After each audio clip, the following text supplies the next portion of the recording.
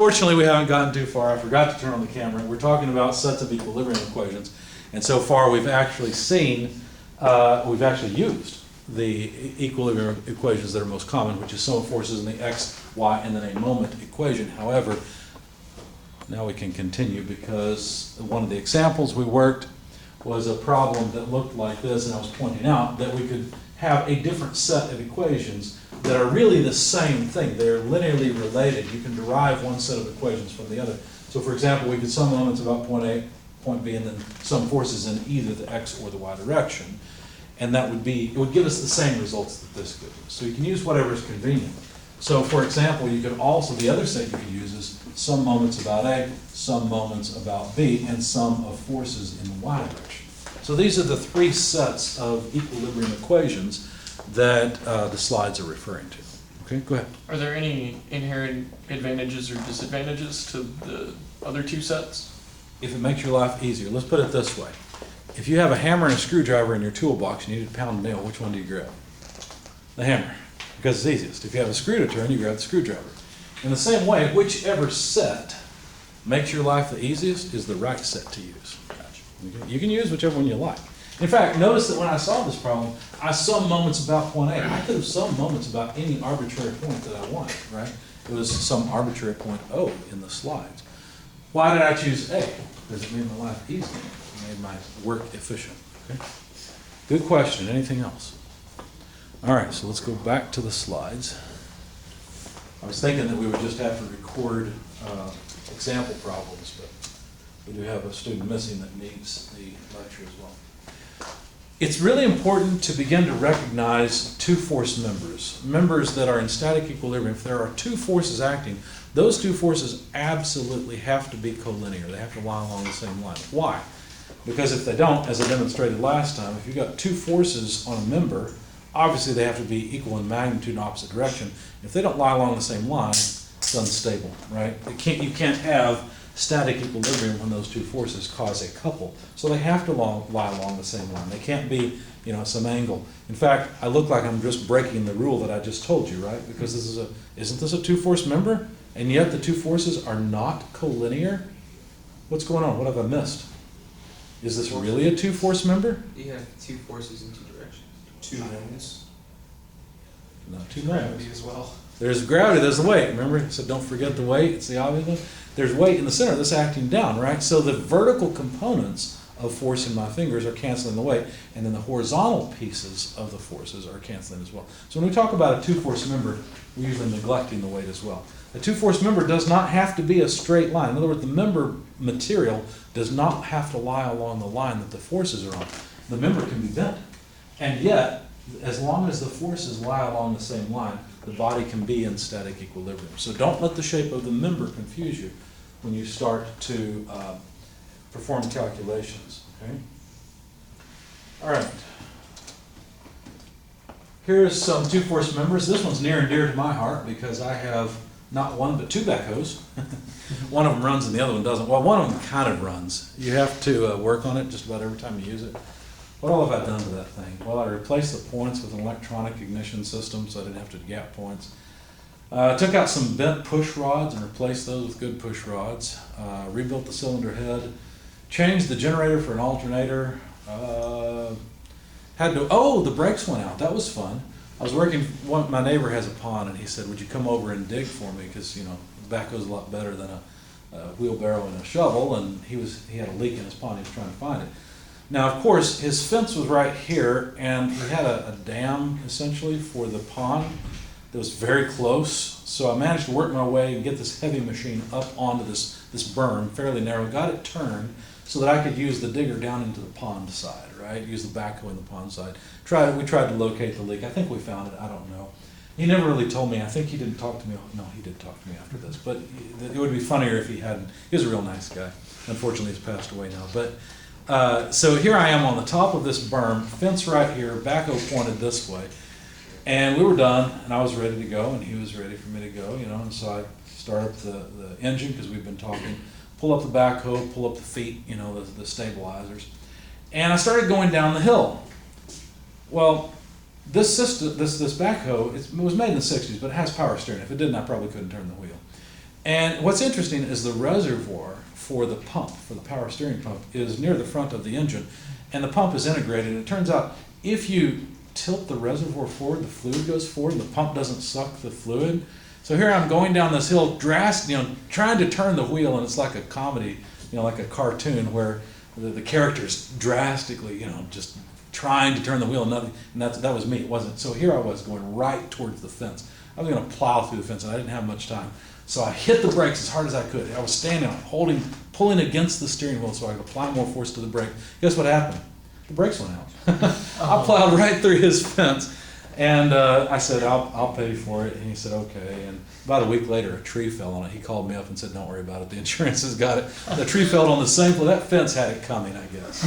Anyway, one of the things that broke on that backhoe was this piece from A to B. And I brought it in here, and actually that may have been my older backhoe, I don't remember. I have a John Deere 1010. If you ever want to buy a backhoe, don't get a John Deere 1010. It's an old piece of junk, okay? Modern John Deeres are fine, those were junk. It's more of a tractor with a backhoe precariously mounted on it. Anyway, this connecting link has a name, I can't think of what it is, but notice it's bent.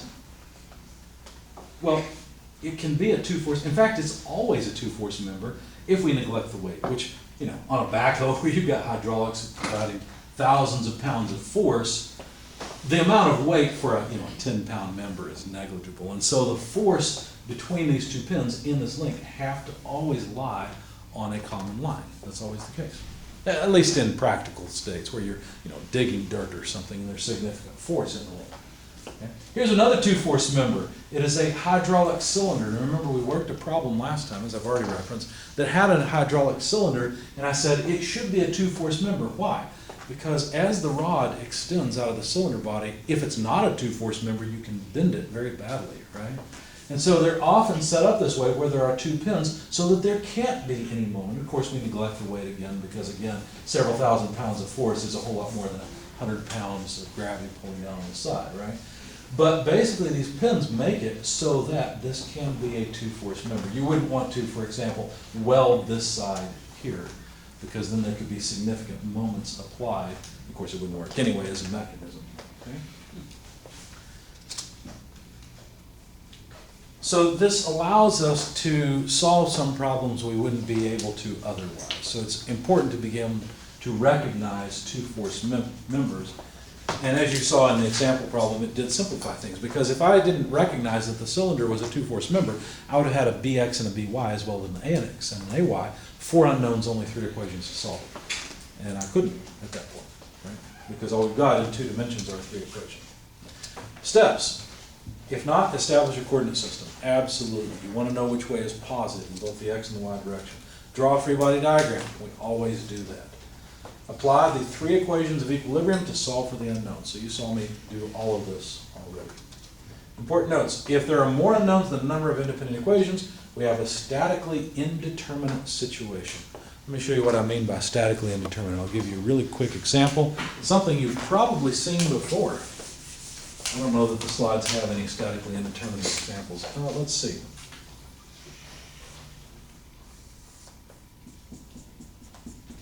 So we're going to have fixed conditions for each one of these posts that are standing up, and then we're going to support the 2. We put pin joints here. We'll put a member along here as well. Here. This is statically indeterminate. You cannot use statics to calculate the load in each one of these members. Now, if we're careful and we don't make a problem statically indeterminate, then you will be able to. So for example, let's say we have a load here of 100 pounds. Well, you can't tell me how much the load is here, because some of this load could be taken by this member, couldn't it? It could all go through here, but some of it could be taken. What about this? Well, now we can actually solve this, because we basically have a triangular form. And you'll see later when we talk about trusses and the method of joints, the method of sections, you'll see how this is actually a statically determinate problem. We can calculate the magnitude of the reactions at these 2 points by using only 3 equations. Okay? Anyway, we'll talk more about that later. Okay. The order in which we apply equations may affect the simplicity of the solution. You have 2 unknown vertical forces, 1 unknown horizontal force. Then solving for the horizontal force first allows us to find that one quickly. Okay, so what I like to do, I like to write out the three equations of equilibrium. And even selecting the set might help you, right? Maybe you select two moment equations, one force equation. But as you become familiar with statics problems, you begin to recognize which ones you should write out and which ones you should use. Something else I was going to say. Well, it'll come to me. If the answer for an unknown comes out as a negative number, you just guessed wrong, right? You guessed the direction of an unknown force wrong. And I think, did we do that? Yeah, I had written AX and AY in the positive directions, but both of them turned out to be negative. That upper member was pulling back. Remember that? This point was pulling back while B was pushing forward. Okay? All right. We've already worked some examples. I'll let you go through the examples in the slides. All right, which equation of equilibrium allows you to determine FB right away? Sum of forces in X? Well, sum of forces in X. Does sum of forces in X involve FB? Sure. F sub B has a horizontal component. But AX is an unknown, so that won't work. Sum of forces in Y? Well, FB also has a Y component, but we've got two unknown Y force type things, right? So not any of the above. How about sum of moments about point A? Absolutely, because that allows you to calculate this. It's ironic, I didn't realize the question was so close to the example that I worked. But you'll notice this is almost identical, right? The only difference in the problem I worked is that point A was up a little bit and we had two loads on the bar. That was it. But remember, I summed moments and was able to find FB immediately. A beam is supported by a pin joint and a roller. How many support reactions are there, and is the structure stable for all types of loading? So open up your book. Remember, I had you tab a page. What was it? 2 something, 3 something? Must have been 2 something. 203. Thank you. Table 5.1. And if you didn't tab your book, you should, because in the context of an exam, you want to be able to go to the page immediately so you can answer questions. If you don't have tabs, they're cheap. Cheap way to get more points on an exam, just tab your book. So what kind of reactions can there be for a pin? 2. 2. What kind are they? Just X and Y. X and Y what? Forces. Forces. 2 forces, X and Y. What kind of reactions can there be for a roller? 1. 1, that's right. 1 perpendicular to the tangent point, right? Or to the bar here. Okay. So how many support reactions are there? 1, 2, 3. So anything that says 3 is what we're interested in. 4, no thanks. Is this stable for all types of loading? Yeah. No. If we put too much force here, it'll come off, right? However, we don't normally assume that that will happen, because if there's no support here, that's a different problem than if there is, okay?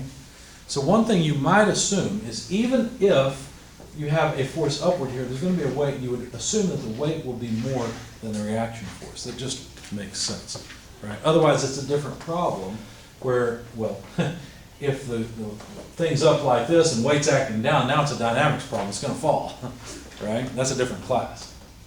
So technically, no, it's not stable for all types of loading, but for the ones we will consider, yes, it is. So I think the point of that attention quiz is more to have you recognize that when we're talking about a problem and solving it, we're assuming that it's in the configuration shown, that it doesn't go unstable. Now that can actually cause some trouble. As a matter of fact, one of the things I want to include in this class is some way of determining whether a static, or how stable a static structure is. Let me show you why.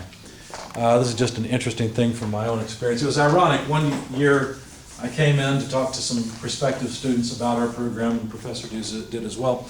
And in talking with them, he mentioned that he was building a treehouse. I happened to be building a treehouse the exact same summer. His is a little nicer than mine, though.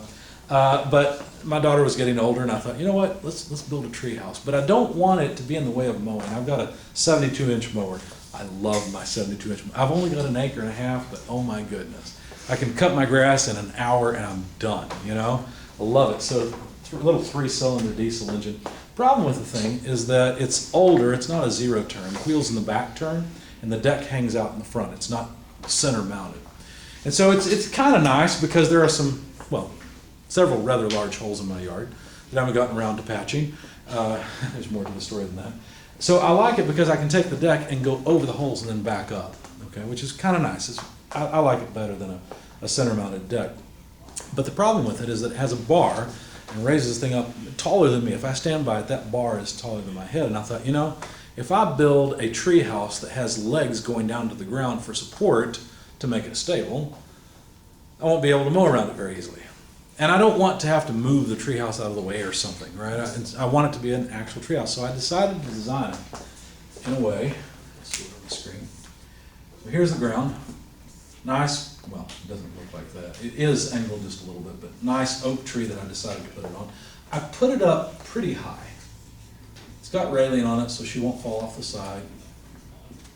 And I supported it by putting treehouse attachment bolts into the tree and then running supports out to each corner. So on this side of the tree, I've got 2 supports, on the other side, something similar. So from the top down, it looks something like this, with supports going out to each corner, okay? And I thought, oh, that'll work really well. And in trying to design it, I realized, you know, I'll also have to attach the tree to the tree house here, because otherwise, think about it, the whole thing could just roll over. It would be unstable. As soon as you're standing out here, well, you're going to need a hospital visit because it's going to fall over. Because, by the way, I made it big enough so that that bar on my mower will pass it without any trouble, okay? So I got it up pretty high off the ground. And so I was thinking about the stability of it, and I thought, okay, no problem, I'll attach. So I did. I ended up putting a piece of wood essentially back here that runs something like this and attaches to the tree there, okay? And that took care of the moving around problem because this is well attached to the, I think I ran my floor joist essentially that way, okay? Her floor joist, not mine, this is her tree house. So that prevents the thing from doing this. However, there was still 1 degree of freedom. Can you see where it is?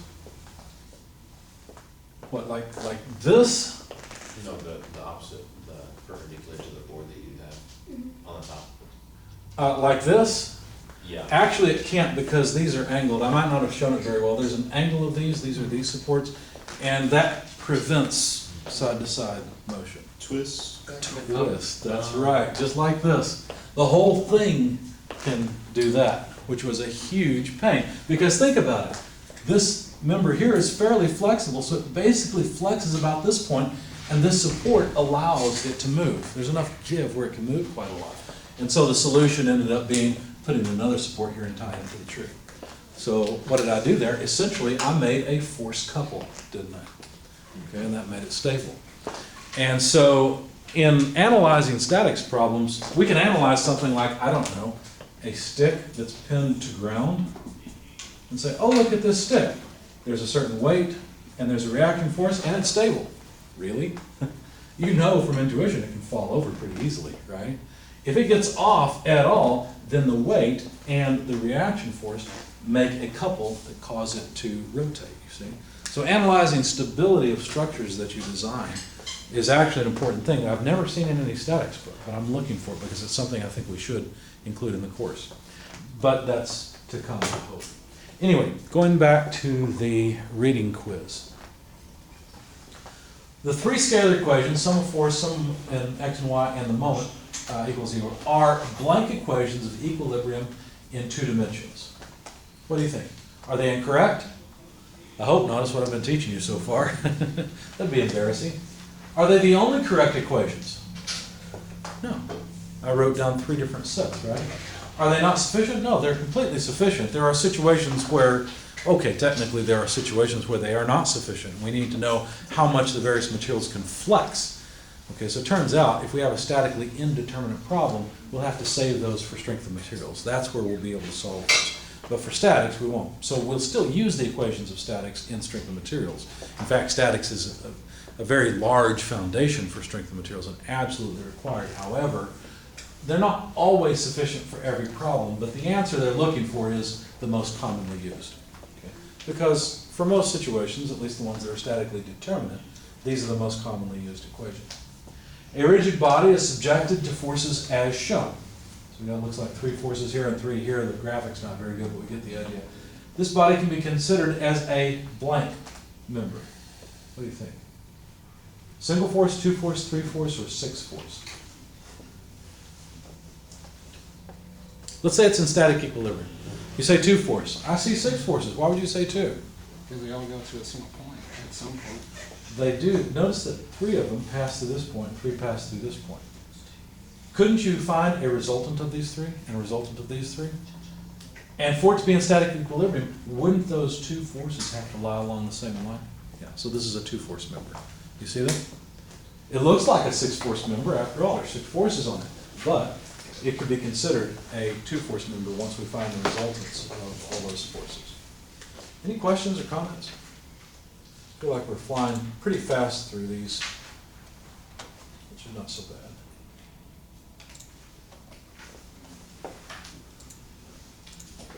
All right.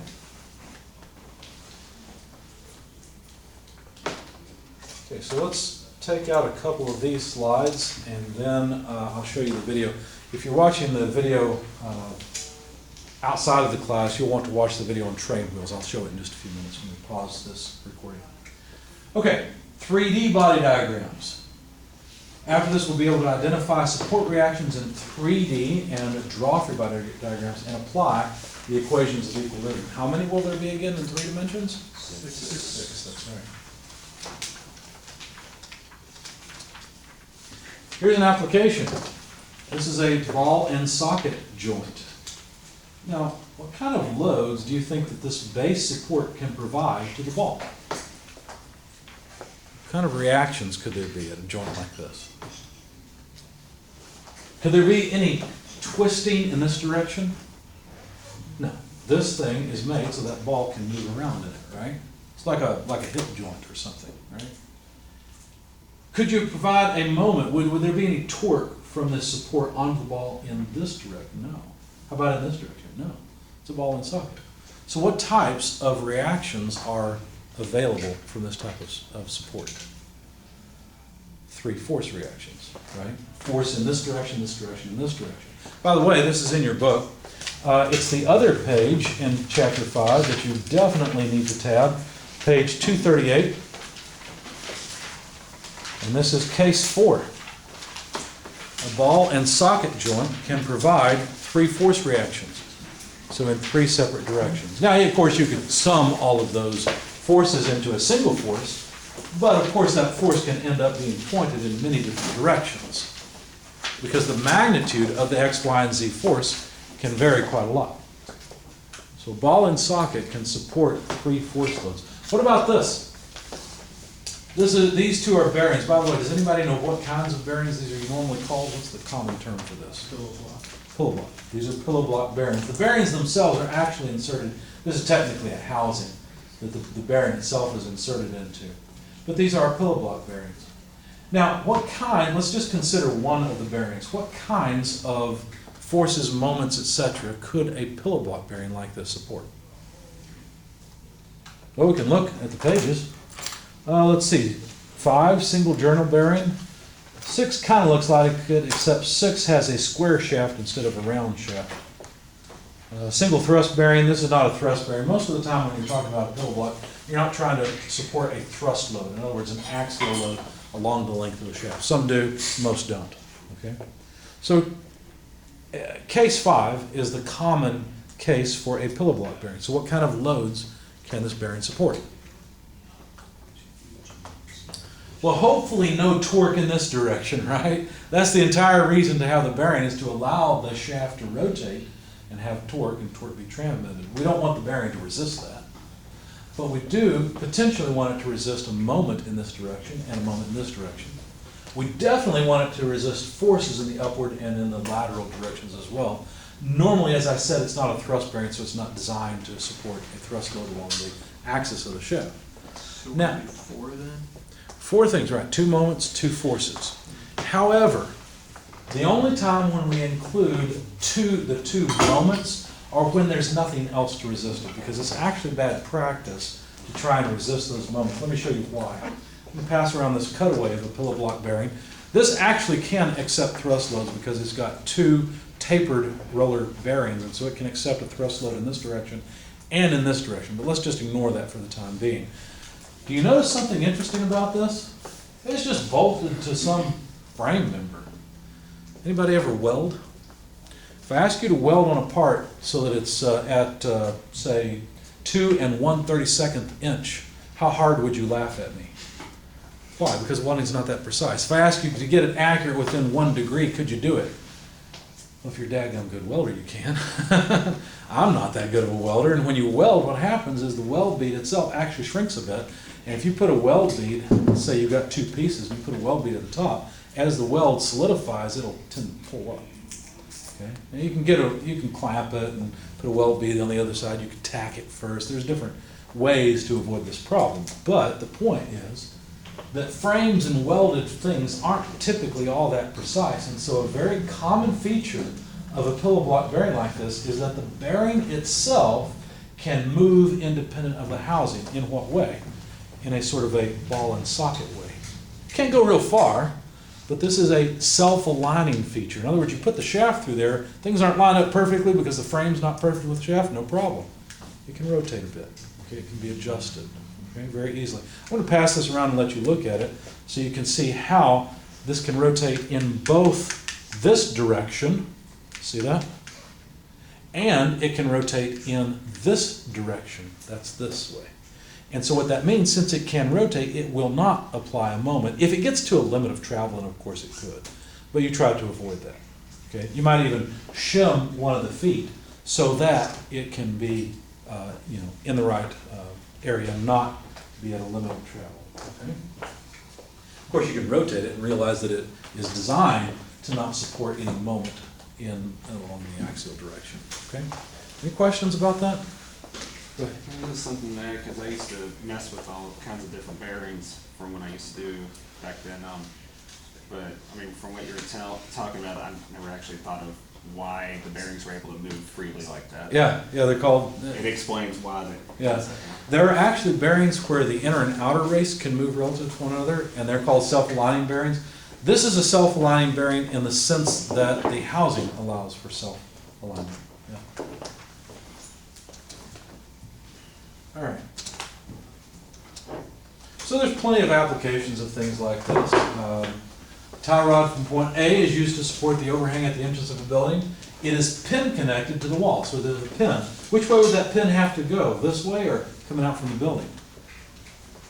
It would need to go this way. Why? Because this is a mechanism that can move a little bit, right? We've got to have some adjustability there. So the pin, notice, goes along the face, or is parallel to the face of the building. Okay? It's pin connected to the wall at A and to the center of the overhang at B. We can't see that part, but it's also pin connected at B. Okay?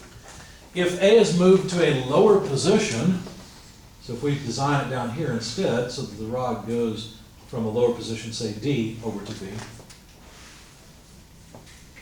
will the force in the rod change or remain the same? What do you think? How many people think it'll remain the same? I mean, after all, the weight of the overhang is the same. Can't get anybody to jump on this bandwagon? Good. Good job. Okay. In fact, if you take this rod so that it comes down to this point, think about it. The vertical component of the force in the rod has to remain constant because the weight of the overhang remains constant. So if you change the angle of the rod, you've got to have more tension in the rod in order to get that same amount of reaction, right? And so it's a worse design to put point A down lower, in the sense that the member will have to have more material in order to support the load because there's going to be more tension in it. Okay? By making such a change without understanding if there is a change in force, failure might occur. So this is why we're engineers, we understand how these things work. Floor crane, which weighs 350 pounds, is supporting an oil drum. How do you determine the largest oil drum weight that the crane can support without overturning? What do you think? Now obviously we're assuming that this drum is centrally located between the feet. So they don't mean rotating, let's see, about the x-axis, do they? What are they concerned about? Not rotating about the z-axis. We'd like to be able to move the thing around. They're worried about rotation around about the y-axis, okay? So how would you determine? What do you think makes a difference? Well, if we're worried about rotating in this direction, couldn't we sum moments? We've got support reactions from these wheels and from the back wheel. We've got the weight of the crane here and the weight of the barrel out here. So if we sum moments about the y-axis, okay, what do you think would be the condition for it tipping over forward? There's some other stuff. What about when the force at wheel C goes to 0? When there's no longer a normal force required at C, what that means is we're at the point of tipping. Or if you calculate a negative force required at C to maintain equilibrium, then definitely it's going to tip. Anybody ever tip over one of these? I've almost done it. I've bent the legs on some of these. I had I have an engine hoist like that for various projects I've worked on. And I was taking out fence posts in my yard. I bought a house that had a fence around it. And I decided that I didn't like the fence. It was ugly and broken down and I didn't need it anyway. So I took down the chain link without any problem. But to get the posts out, they were set in concrete. And at that time I didn't have a backhoe. So I took my engine hoist out and just went, from one post to the next, wrapped chain around it, because if you wrap chain around a post, you can get pretty good grip on it, and just cranked away to pull them out of the ground. Worked really well until I bent one of the legs, because there's so much force between the crane and the ground. All right, so here's some support reactions. You'll notice that these follow the numbers in your books. You might want to follow them as we go. If we say we have a smooth surface support, what that means is that there's no friction, there's only force applied up. Now notice that this force is normal to, in other words, perpendicular to the floor that the foot is sitting on. See that? Or to the member that it's sliding against. This is also known as a cam joint, but we'll talk about that more in dynamics. The single journal bearing that we talked about can certainly have moments, but it's designed to have primarily forces, and often we try to eliminate those forces by supporting whatever shaft is in the bearing elsewhere. So if we see in an example problem or a homework problem that we've got support on this shaft somewhere else that can generate these moments, then we'll assume that that pillow block bearing does not generate any of these reactions, any of these moment reactions, but only the force reaction. A ball and socket, as we saw, can support forces in all three directions. And then a hinge, what does a hinge do? Well, think about it. A hinge supports force in all three directions, right? Whereas it only supports moments in two directions. It allows no motion or no moment load, or very low moment load, very low friction, so that it can hinge, right? It's a little bit different way of thinking about common things you've seen before in terms of what are the reactions these things purposely allow and don't allow. What are they designed to do? Okay. General rule, if a support prevents translation of a body in a given direction, then a reaction force acting in the opposite direction is developed on the body. Similarly, if rotation is prevented, a couple moment is exerted. So whatever it's resisting via a load. Okay?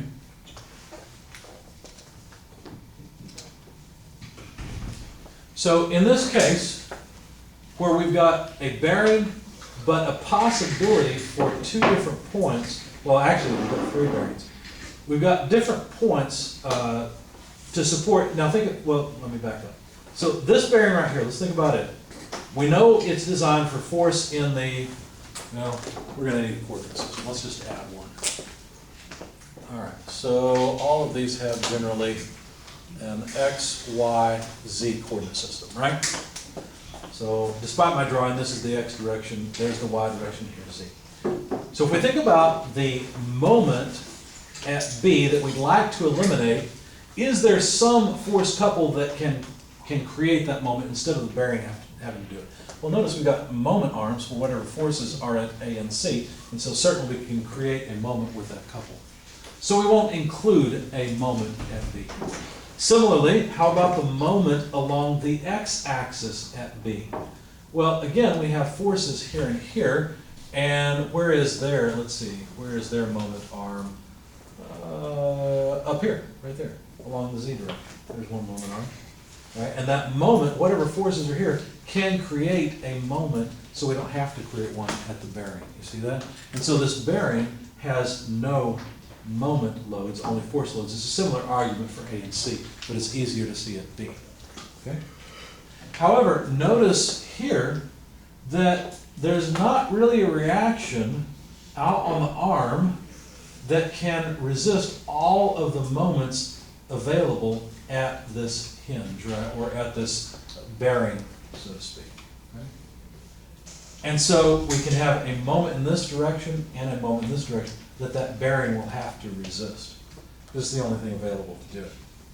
How about here? Well, here there's no need for this hinge to resist moments in the z direction or the x direction, because there's a moment of whatever forces are at A and B, or at least couples that can resist it as well. Do you see that?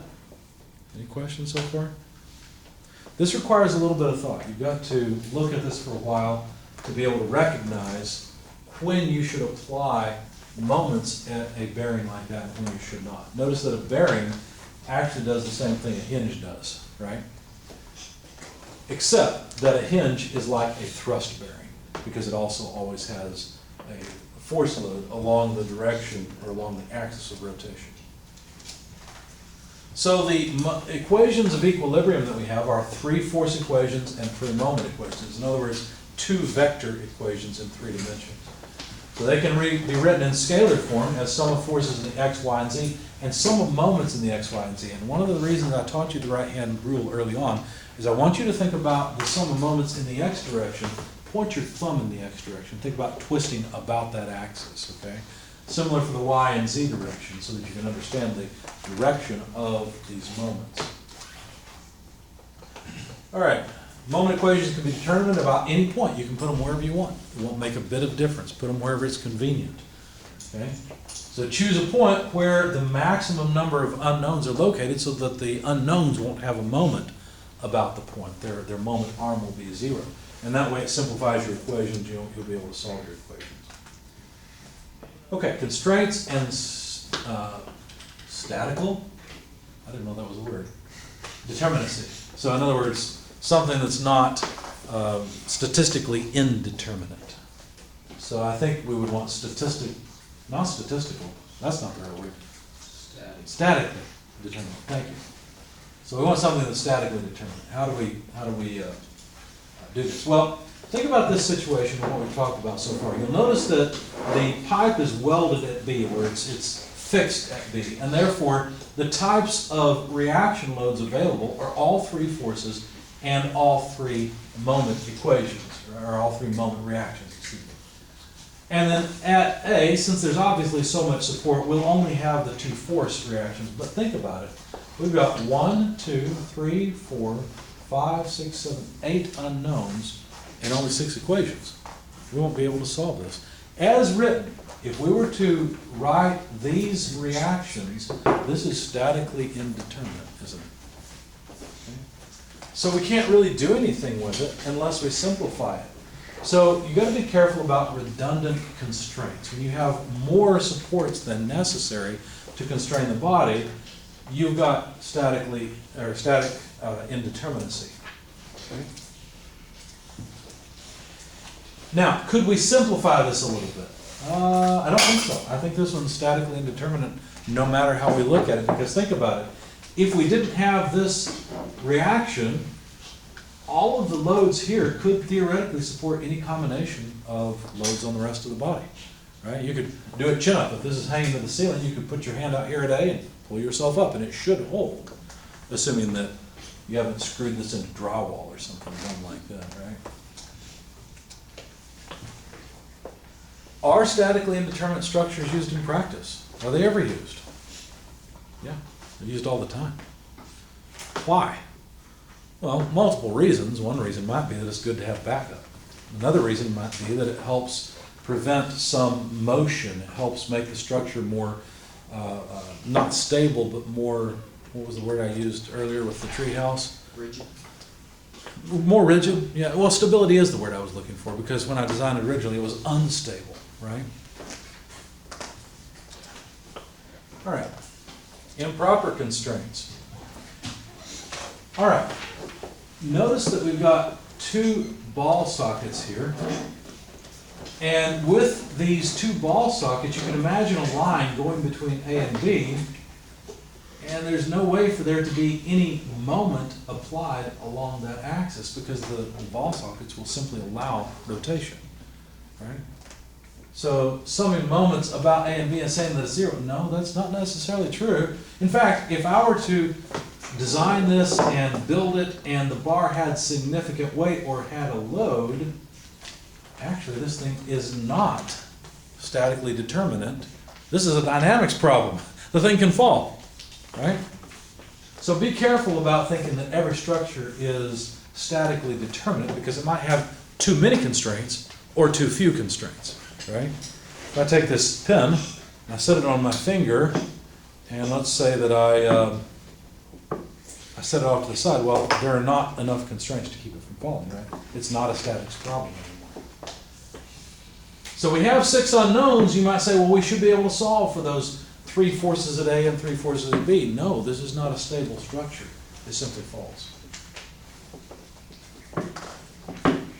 In some cases, there may be as many unknown reactions as there are equations of equilibrium, but if supports are not properly constrained, the body may become unstable in some loading cases. So look at this. We've got 1, 2, 3 unknowns. We're assuming that we've got some externally applied load P. This is a 2-dimensional problem. And so you might think, okay, 1, 2, 3 unknowns, no problem. 3 equations, 3 unknowns, let's go. But the problem is, this is a roller support. It would be entirely possible for this beam to simply pivot about A and become a different problem. Again, this is a dynamics problem, right? Because motion is a lot here. So be careful when you're setting up your equations. There's no way to set up equations so that this becomes a statics problem. It's not, it's a dynamics problem. And depending on how much the beam weighs and what its moment of inertia is, determines how quickly it will angularly accelerate. Right? All right, enough of that. Why don't we do this? I think the rest of the slides are concept quizzes and group problem solving, attendance quizzes, those sorts of things. So no more content. What we're going to do next, I'll pause the video and we're going to watch this video on how train wheels actually turn, and you'll get to see how statics helps you understand how some things work, okay?